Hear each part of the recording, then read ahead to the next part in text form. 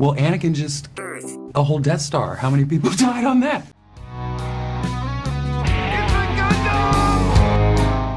Star Wars is a cautionary tale of how not to handle an intellectual property. You don't pass it off to power-mad women who see equality as oppression, or something to that effect. To think of the golden age that once was Disney, and to see it now for what it has become, it's almost a perfect mirror of how America went from being totally awesome to a 24-hour clown show. In another pointless interview that only confirms that Kathleen Kennedy and Lucasfilms see what the problem is, they just refuse to fix it. Lucasfilm's boss, Kathleen Kennedy, says a lot of women in Star Wars struggle with fan attacks because of the fan base being so male-dominated. Most of that struggle is fans saying everything post-Disney sucks.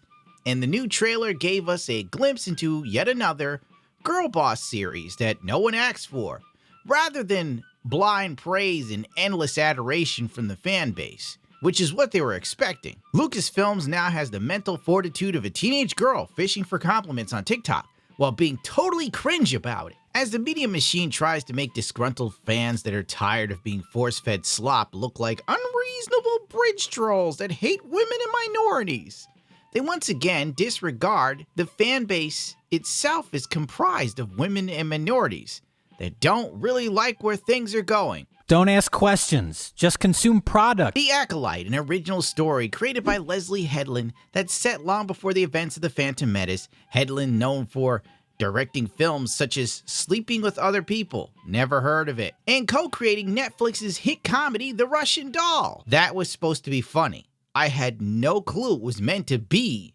funny.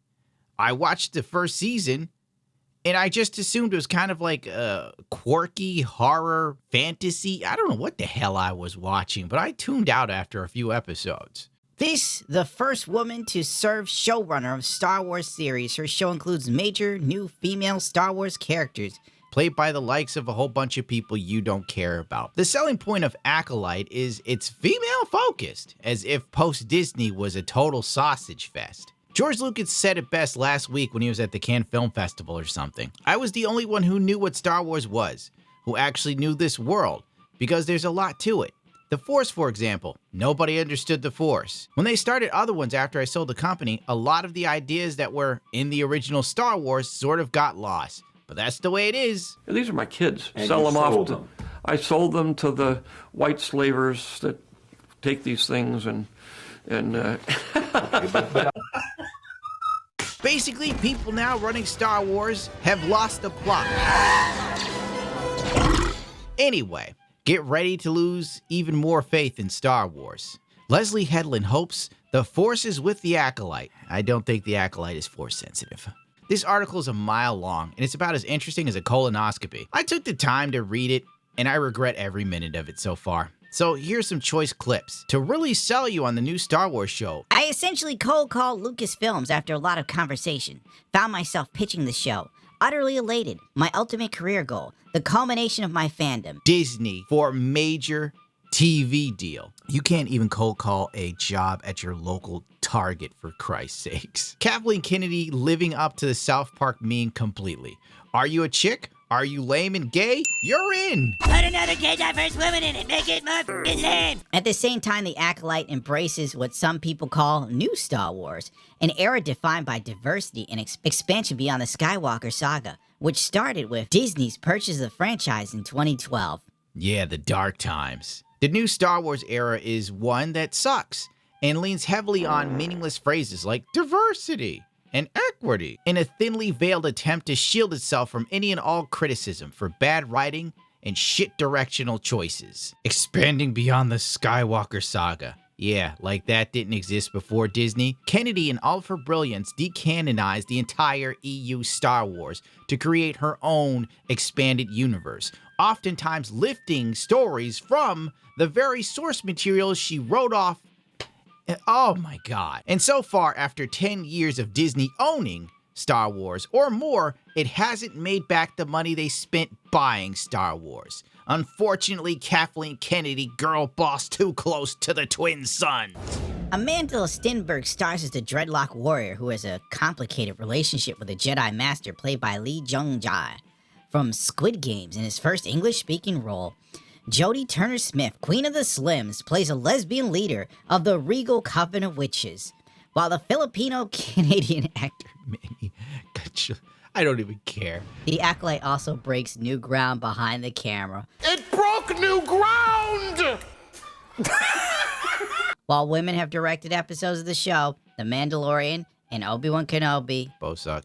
Headland 43 is the first to create a Star Wars series. Well, Lottie freaking da. It was like working on a razor's edge. You're thinking, this is what people want from Star Wars, and this is what people don't want. It can mess with your head. During the creative process, she continued, I had to give myself forgiveness as an artist to fall off the razor. As long as I got back up, that was my promise to myself. This is shaping up to be the WNBA of Star Wars, where a group of women are giving large amounts of money to fail. And if you say it sucks or it's not interesting, you're a misogynist incel that hates women. What a stupid time to be alive, and what a terrible time for art. Leslie wanted the show to be accessible. No homework needed before watching, said Jocelyn Ball. I probably got her name wrong, and I can't say I care, to be honest. She asked me what I knew about Star Wars, and my answer was Harrison Ford runs around space with a giant dog.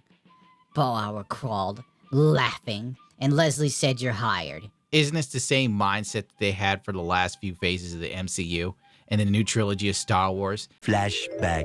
I was not very steeped in the comics. I didn't read any comics or do any research. I wasn't familiar with the comics. I wasn't familiar with the movies. We didn't lean into a whole lot of the history of the comic books. Yeah, candidly, we were not enormous comic fans. I wasn't super into superhero comics when I was a kid. I read a lot of like indie press stuff. First thing I was told is don't read the comics. Really? As a creator, they put you in a bubble. They don't let you talk about any of the other projects, right?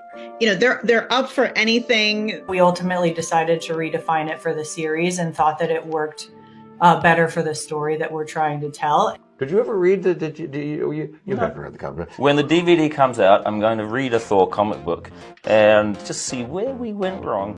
That led to mountains of failure at the box office. I feel like I'm taking crazy pills. The fact that I'm reading this and everyone is laughing it off like this is really great. Would you hire someone to fly a plane and they're like, well, I'm pretty sure flying a plane is pressing buttons and moving levers. How hard could it be?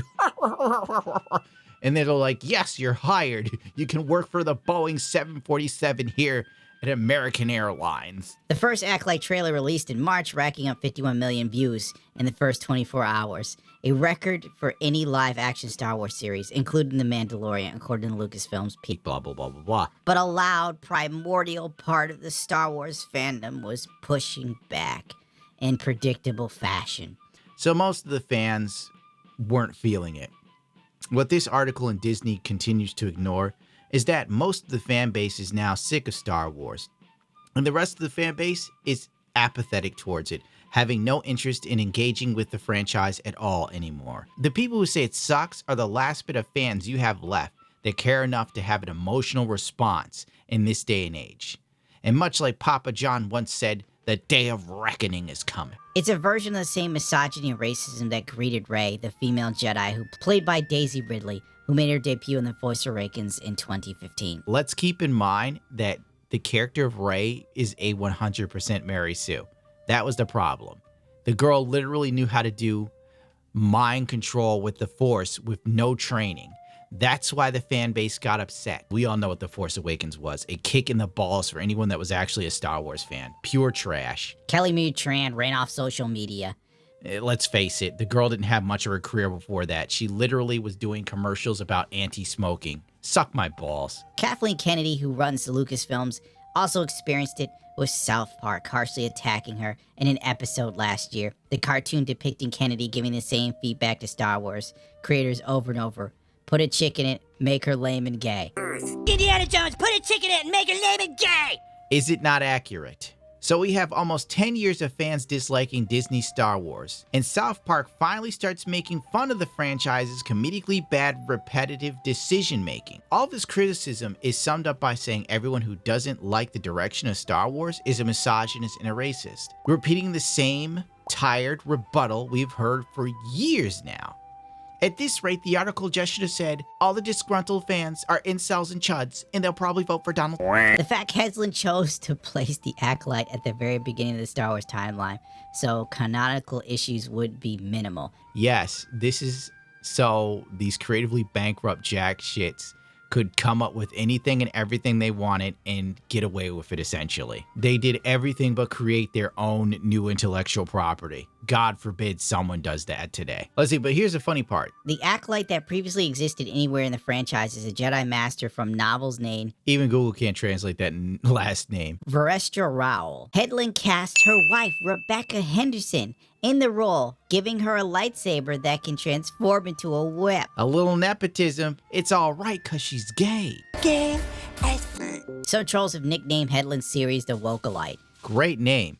Notice how trolls are just so absolutely creative and the people doing these shows couldn't shit out a new idea if their life depended on it. In a brief telephone interview, Kennedy supported the Acolyte and was steadfast. My belief is the storytelling needs to be representative of all people, she said. Well, here's the thing, if it's a male-dominated franchise, you probably want to cater to the people who will buy the shit that are interested in it. You're literally making a show for a fan base that doesn't exist. Kennedy continued, I think Leslie is struggling a little bit with it. I think a lot of the women who step into Star Wars struggle with this a bit more because of the fan base being so male-dominated. They sometimes get attacked in a way that can be quite personal. Hedlund tries to limit her exposure to the online conversation, both good and bad, instead relying on friends for weather reports. Yes, shield yourself within your echo chamber. It will all come crashing down on your head like it did Ryan Johnson, and no amount of Kennedy meddling can save you on this one. Before reading this article, I was slightly indifferent towards the next Star Wars TV show, choosing to ignore it myself. But after this, I now know that it might suck on a level I once thought not possible. Star Wars is so dead. Like, if they had any brains, they'd probably stop making Star Wars stuff for a while. They're so desperate to try and make back the $4 billion they spent on this that they're literally flinging shit at the wall to try and see what sticks. But this time, they spray paint the shit rainbow colors to be more inclusive.